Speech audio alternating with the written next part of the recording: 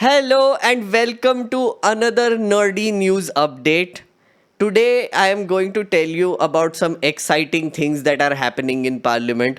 Amit Bhai Shah, out of nowhere, yesterday brought in three new bills which are crazy. They're crazy town weird ass bills. We're going to talk about that, and also I'm going to give you a few theories about why those bills were brought in because I feel like they would have major implications if they are passed. Will they be passed? That is also something that we need to talk about.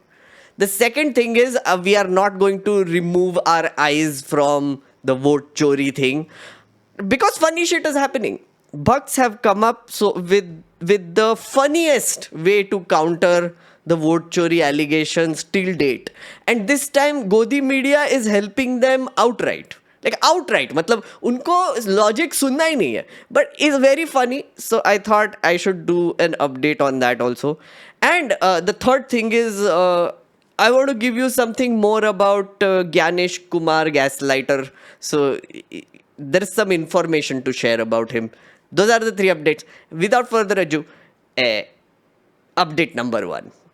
So, Amit Shah to move three bills for removal of PM CMs ministers held on serious criminal charges. He's already moved them today, by the way. This was a headline before he moved them, but they have already moved these bills. They have been introduced in Parliament already, which is the Lok Sabha. Home Minister has written to Lok Sabha office informing that Constitution 130th Amendment Bill, J&K Reorganization Bill, Union Government of Union Territories Bill be passed in the ongoing session. Mota, this is what the bills are doing. The bill says the Prime Minister, Chief Minister, Ministers of State and Union Territories who are arrested and detained in custody for 30 consecutive days on allegation of committing an offence punishable with an imprisonment of 5 or more years shall be removed from office by 31st day by President, Chief Minister in case of state ministers, Governor for Chief Ministers, and Lieutenant Governor for Chief Ministers in Union Territories. Right? Bill says that they could be subsequently reappointed on release from custody. Okay, if you thought that language was confusing, it was not meant to be. It is pretty simple, this bill. The implications of this are huge. This means that if the central government feels they can file cases against any chief minister, any minister of any state, and if they keep them in jail for consecutive 30 days, now consecutive is also strange, but let's say 30 days completely, on the 31st day, they are automatically removed from their position. And they don't need to be convicted of this crime. They can be just accused of a crime. Just accused, mind you. Investigation is still going on. A minister is in jail or a CM is in jail for 30 days. 31st day, they lose it. They lose their chief ministership and they lose their ministership also, right? This applies to the prime minister also. More importantly though, who is going to execute this, right? Which is the president in case of, I guess, the prime minister, chief minister in case of state ministers, governor, and lieutenant governor. Now, this is important who is going to execute this because there is a parallel case going on in the Supreme Court right now where the Supreme Court is considering how powerful governors are in the first place. One of the complaints that opposition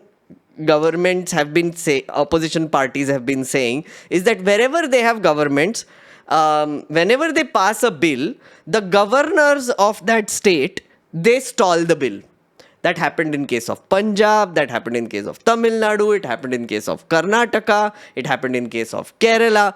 Multiple states have complained about this. Our now missing VP Jagdeep Dhankar, when he was the governor of West Bengal, he has also done such things.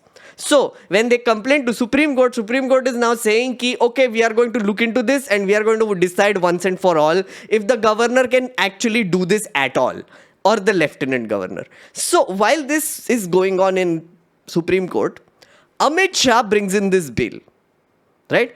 This bill is a big you to the Supreme Court. As simple as that. Yeah, it is.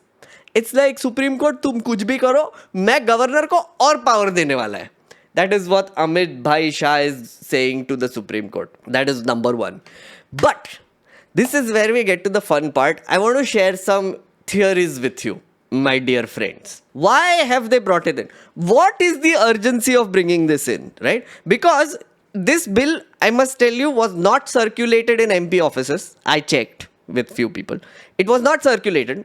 It came out of nowhere. Amit Shah actually wrote a letter to the speaker Om Birla saying ki, oh, we need to pass this urgently, please, please, please, like violate all the rules necessary and bring it into parliament. And now he's saying it is going to be sent to a standing committee also. Okay.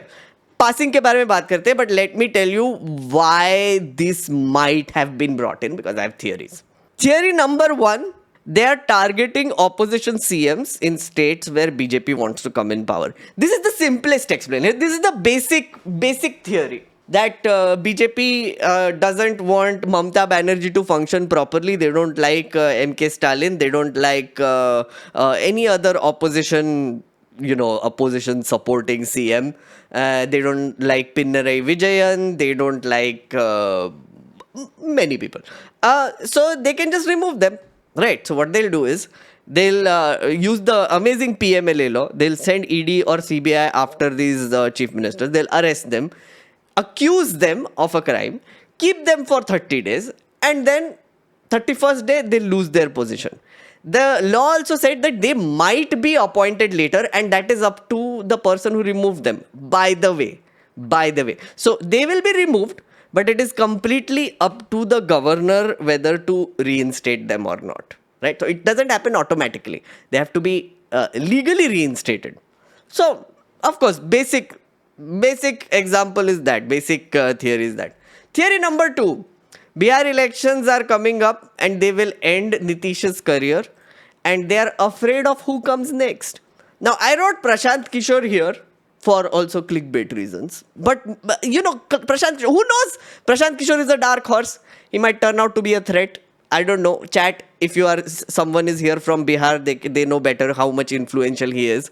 Or it might be Tejasvi Yadav. Who knows, right? So whoever comes in after Nitish, they're scared of that person because it's Bihar after all.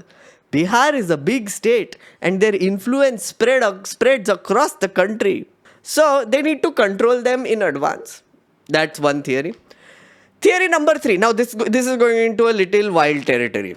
Yogi ji is making the top leadership uncomfortable. You must have heard rumors about how there is a Yogi camp and a Modi Shah camp, and both of them are fighting with each other. And there is also a Maharashtra camp, which is Devendra is getting popular as well. So Yogi ji is aiming for top leadership. Devendra is aiming for top leadership, and Modi ji doesn't like that. Amit Shah doesn't like that. So they want to keep these CMs in line and kill their ambitions. कि तू चड्डी में रही हो भैया, तुम खाकी चड्डी में रही हो या फिर ऑरेंज कपड़ों में रही हो, whatever counts, and you control yourself, because look at this law and what we can do to you. Theory number 4, Naidu.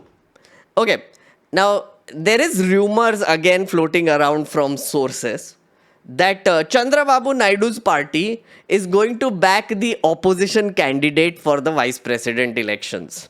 Opposition announced a candidate recently, and there is a chance that Naidu's party might support them because it's a secret vote, so we never know. And that person will then become the chairman of Rajya Sabha, which will replace Jagdeep Dhankar, who has magically disappeared. Like as Rahul Gandhi says, it's like an Agatha Christie novel at this point of time. Where did he go? Where did Dhankar go? Nobody knows. He's just gone. So this new person will become chairman of Rajya Sabha. So Naidu must be kept in line. So it might be used as a threat. Ki, acha Naidu, remember what will happen if you do such nonsense. Because if the VP is an opposition backed VP, then it is big trouble for BJP for the next 4 years. Rajya Sabha will become that place where notices are allowed, where opposition is able to set an agenda, where all the discussions they want to have will happen, and bills will not be ramrodded through. Matlab, Rajya Sabha will function essentially. It will not be a rubber stamp anymore, which is very inconvenient for Modi and Shah. Theory number 5, wilder theory. Okay, Amit sir is planning a coup. I know the spelling is wrong. Amit sir is planning a coup against Adarniya Modi ji and wants to remove him from the prime minister's post.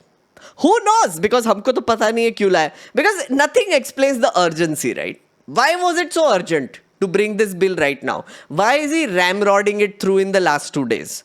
Why is Amit Shah insisting that this should be passed in this session itself, which has 1 day left now?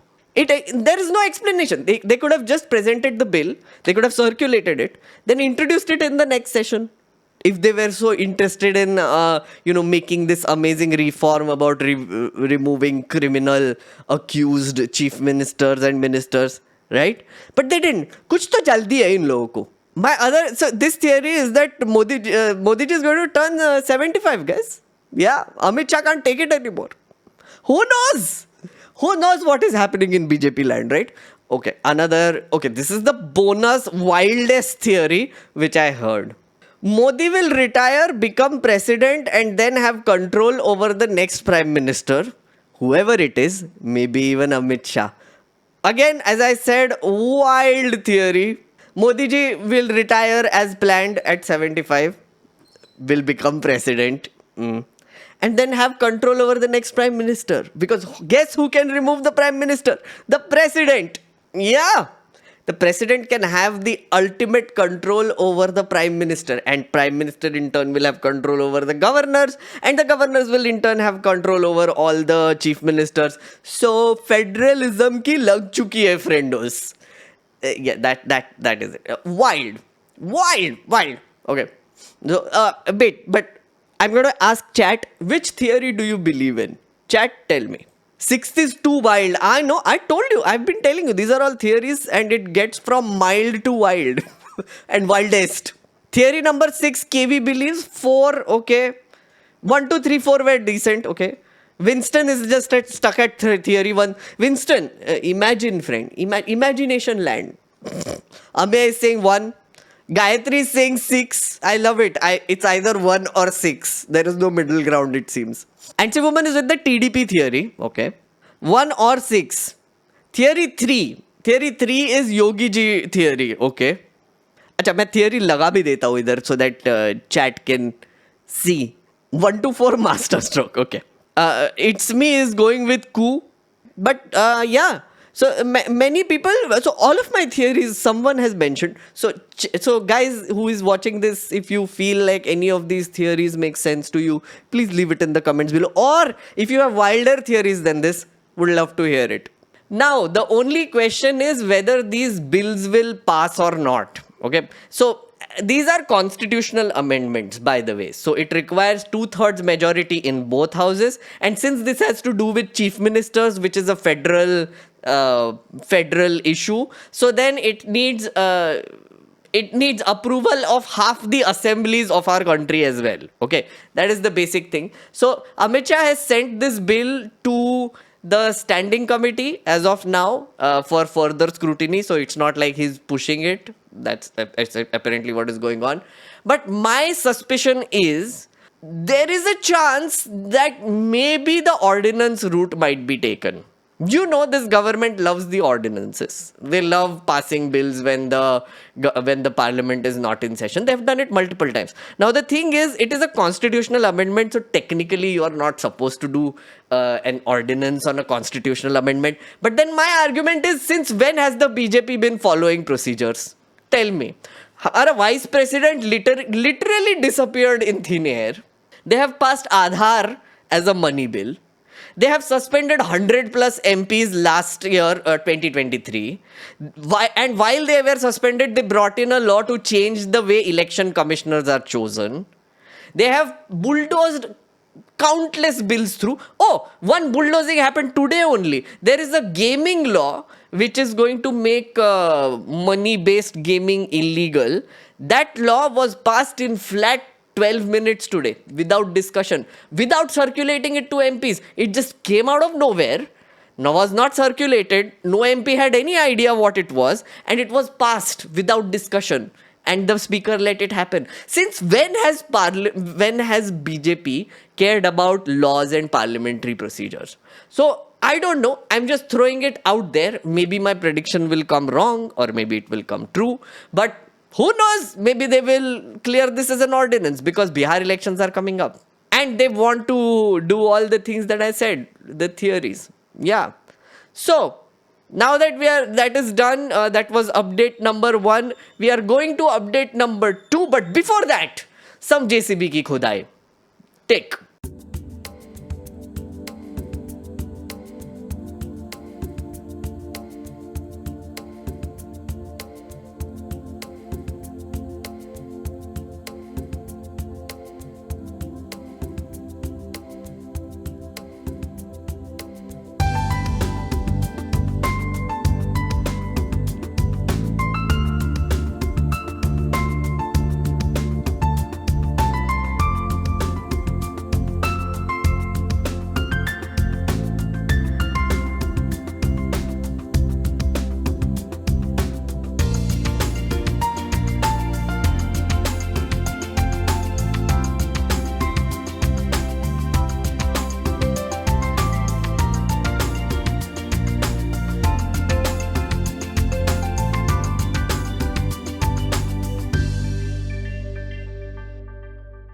Welcome back. I hope you enjoyed that JCB ki khudai. Now on to update number 2.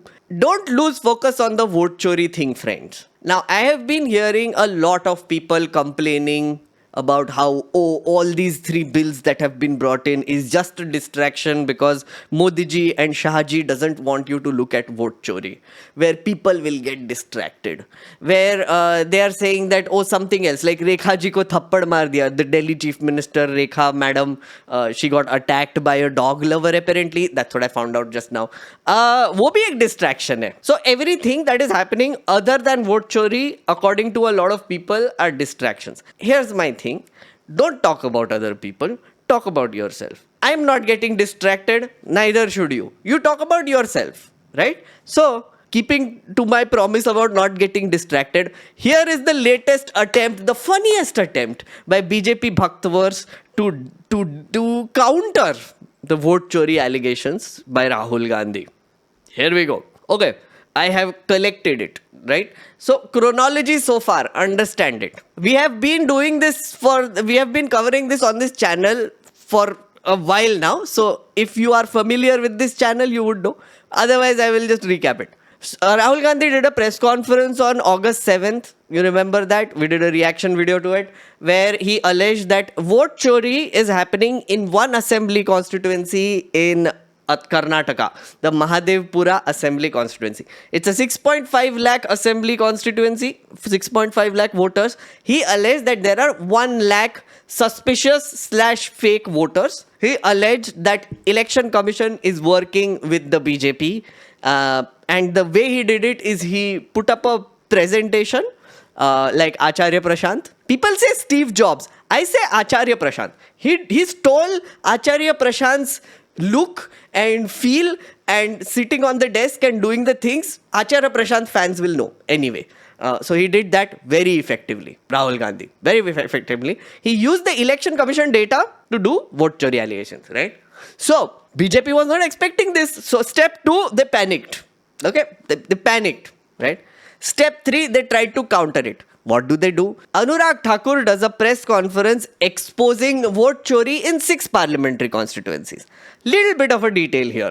Rahul Gandhi's 40 people nerdy team took 6 months to manually go through one assembly constituency of 6.5 lakh voters to come up with the presentation that Rahul Gandhi gave. 6 months, 40 people to go through this.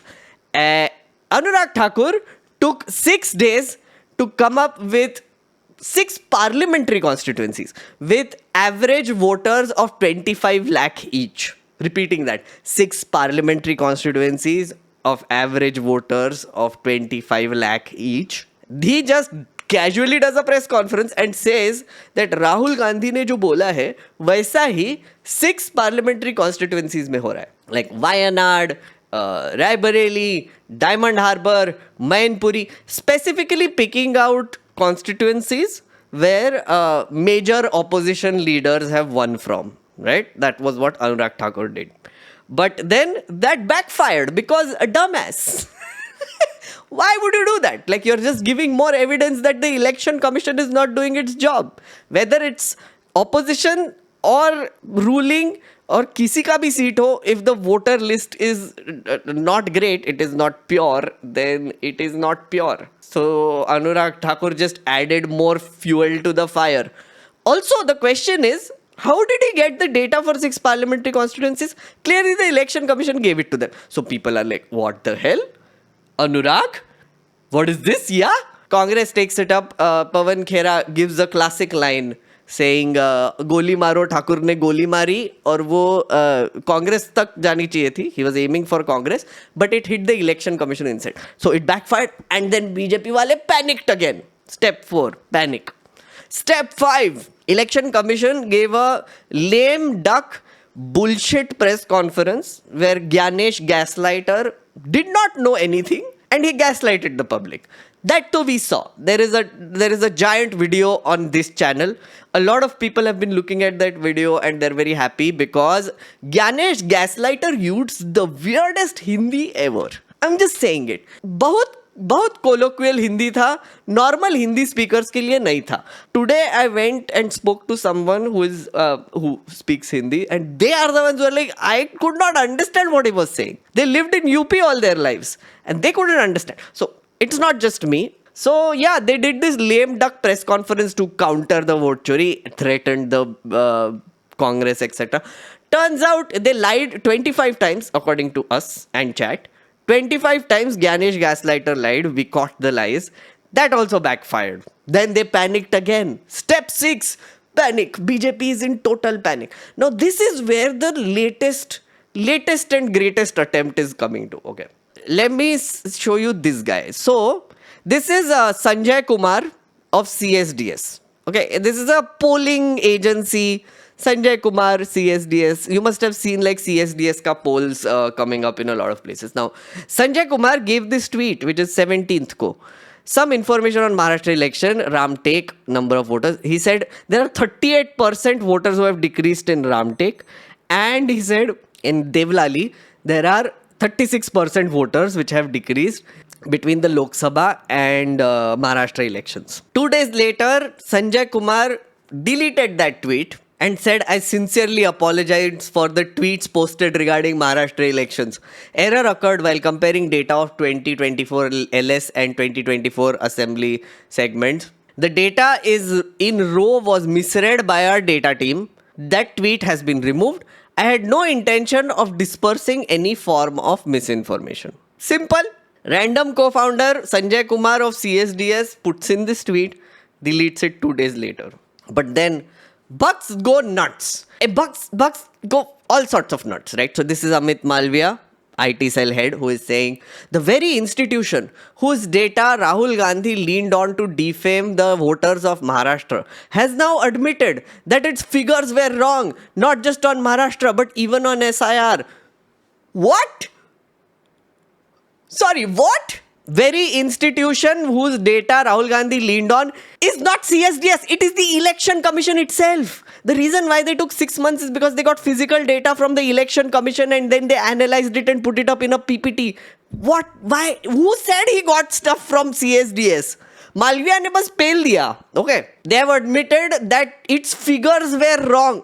Again, CSDS ने 2 assembly constituencies का random figure दिया. Deleted it 2 days later.